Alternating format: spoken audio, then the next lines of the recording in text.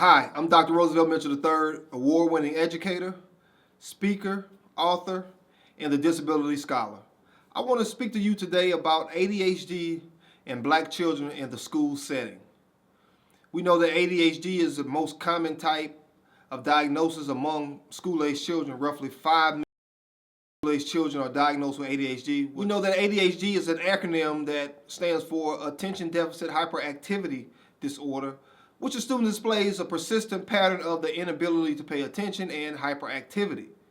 But we also know that doctors have admitted to prescribing drugs for ADHD to low-income students, not because of their diagnosis, but because they want them to do better in school. And this is the issue with ADHD and ADHD drugs, because a study done, I believe, in Agrio not too long ago stated that there was a 70% increase of the diagnosis of African American kids. So if they do not have or should not have a diagnosis, why should they be given drugs in order to do better in school? In order to do better in a place to where they are being undereducated, not educated, miseducated, and we want them to go to that place where the state is receiving money per pupil if a child is going to public school, and to just sit there and be a zombie during the day. One of my good friends and his wife called me one day, and actually they have 3 children, and we were best friends, and I was there for all 3 of their births.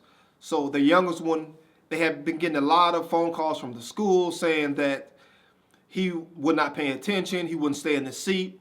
He was very hyperactive. So they called the mom and said, hey, we call you all the time. Maybe you ought to take him to the doctor, get him checked out, because he might have ADHD. So the mom, before she called the doctor, she called me. Hey, Roosevelt, what do you think about our son? She told me the scenario. And the first thing I asked was, does he display these symptoms at home? And the mother and the father said, no, he doesn't. It's just at school. We don't know what's going on. I'm tired of the phone calls. I'm tired of having to discipline him at school and at home. So we are thinking about just going to the doctor to get him medication, because that's what the teacher suggested. I said, well, first off, the teacher is not a doctor. And that's what parents need to first realize, that a teacher cannot give medical recommendations. They just can't do it. I'm an educator. That is my field. So a doctor shouldn't give me educational recommendations on teaching practices, because that's not his field. He's not an expert in that field. So that's the first point. The next is, I said, if he's not displaying these symptoms at home, then maybe it is something going on at the school, in the school settings.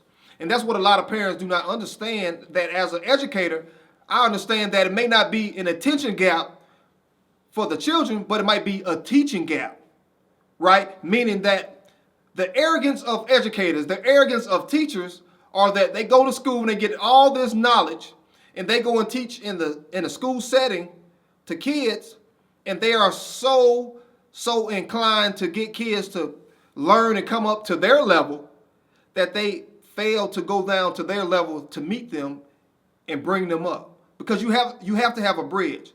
And this is not anything I'm pulling out of whole cloth, but studies has shown that you have to connect with a child or anyone that you're teaching on their level, their background knowledge.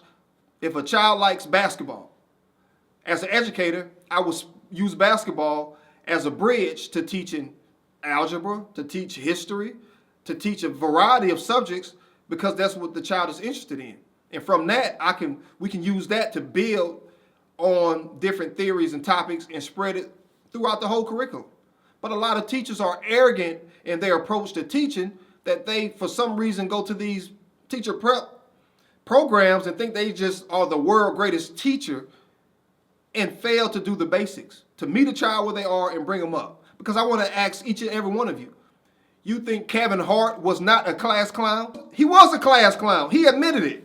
And that was his calling. That is his calling. That's why he's doing so well. So just think, if he had went and got medication and suppressed that gift that he was given, that he was put on this earth to do, just because teachers wanted him to be quiet in the classroom so they can sit and talk at him and make themselves feel good when they go home, but not nourishing the child's gift, not bringing it out. So that's what I warned my best friend about. I'm not a doctor, but I do not want you to go and get medicine just based on what the teacher says, because that might be his gift.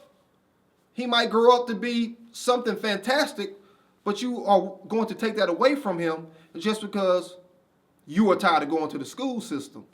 You are tired of the phone calls. The teacher is tired of repeating herself. When that's the teacher's job, to bring the best out of a child.